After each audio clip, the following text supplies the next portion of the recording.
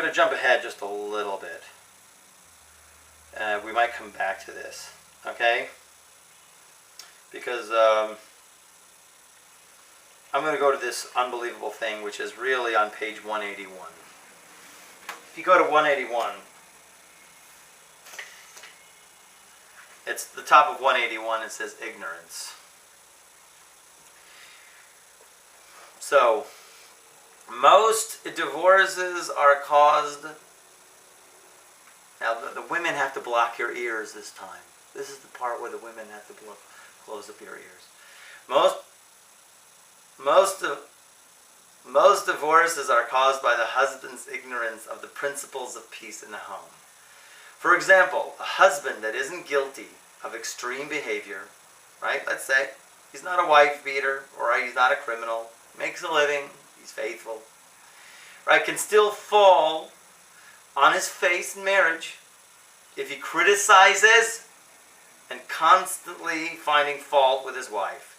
He turns her life into a living death, right? So even, here comes the thing, there comes the bomb. Even with minimal instruction on marital success, a husband will learn that the first rule of peace in the home is to refrain from criticizing his wife, even when the situation is perfectly justified. Even when it's perfectly justified.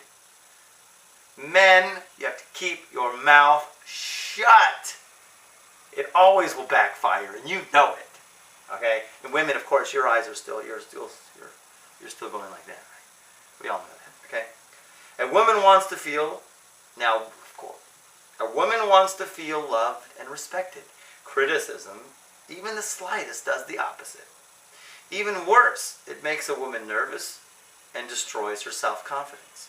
By criticism and finding fault, a husband destroys both his wife and his marriage with his own two hands. The author has saved untold marriages by coaching husband on this point alone. Unbelievable. It's so simple, right? You got to teach this to all the single guys out there before they get into a relationship. This is the formula. After criticism, here comes rule number 2. After criticism, the second culprit behind an unhappy marriage is the husband. This is so basic. So many marriages were destroyed because of this. After criticism, the second culprit behind an unhappy marriage is the husband's unwillingness and or impatience to listen to his wife. Listening is one of those things that comes with a marriage. Yes. You have to sit, you have to listen, and can't fake it. You can't be reading in the newspaper. You can't be occupied on your cell phone. You can't be like texting while you're doing it. Okay? Really paying attention with all your heart. Okay? And the problem is that we're unwilling. Either we come home, we're hungry, so the idea, obviously, for men who go out to work before they come home, you stop by and you get a bite to eat. You grab a Snickers bar or something. No mate will talk... Going on. With no mate to talk to or to share the burdens that weigh heavy on her heart, a wife is doomed to frustration and unhappiness. When she sees how her husband animately listens to other people, right? She becomes sorely insulted. He's paying attention to all these other people. All this energy is going to all these other people. Her entire aspirations in marriage were to find a soulmate that would make her happy and illuminate her soul. With a husband that doesn't respect her or cherish her enough to give her minimal attention, she loses all will to stay married. Period. Nakuda. Children are not even a consolation for a woman that feels unloved, neglected, or disrespected.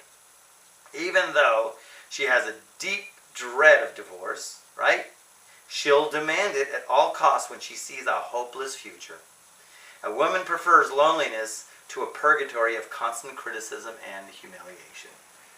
Okay, so after the powder keg is blown, the amazed but ignorant husband shrugs his shoulder in innocence and he asks, "What did I do wrong?" Okay? He can't possibly know how he broke the rules of Shalom Bayit if he never learned them. Right? Here's good news. It's never too late to learn. Now is the time to add Emunah in our lives. So this chapter hasn't presumed to cover all of life's test situations, but by applying the principles of Emunah that we've practiced in this chapter, we're certainly better prepared to meet any and all of life's challenges. And you can see the next pages goes into all of the other challenges that we have. So in any case, in conclusion, okay, so what we have here is, yes, we know that the marriage is a pressure cooker. You're forced in a situation, and to make a tikkun, you're forced to make that tikkun. But you need Emunah, because Emunah, it puts you together. Because God put you together. He's the creator of the universe. He made the situation for you to go under the chuppah, right? So therefore it's meant to be. And then of course, the men, 2 rules, if you follow, right?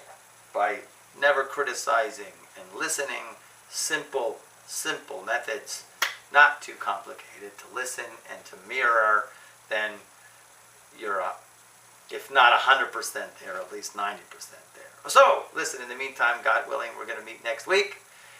Be sure to stay tuned, and if you have any questions or comments, you can email me. By the way, I'm Rabbi Yaakov Cohen, of Director of Education of Torch. Please feel free to email me at ycohen@torchweb.com, ycohen@torchweb.com, and we'll be able to answer any questions. In the meantime, we'll see you next week with more. Bye.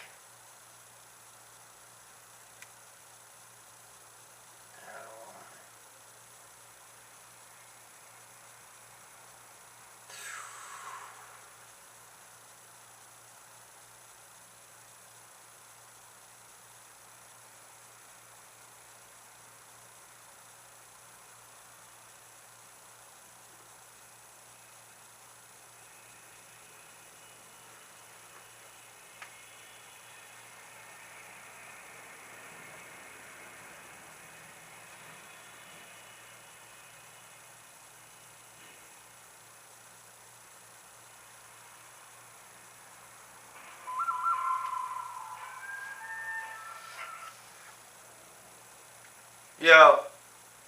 Hi, sorry to talk to you, but I was told to call you the second your class ended to see if you would be able to make it in for a meeting now. It'd take me a half an hour to get there. I can make it in. I'm a half an hour away.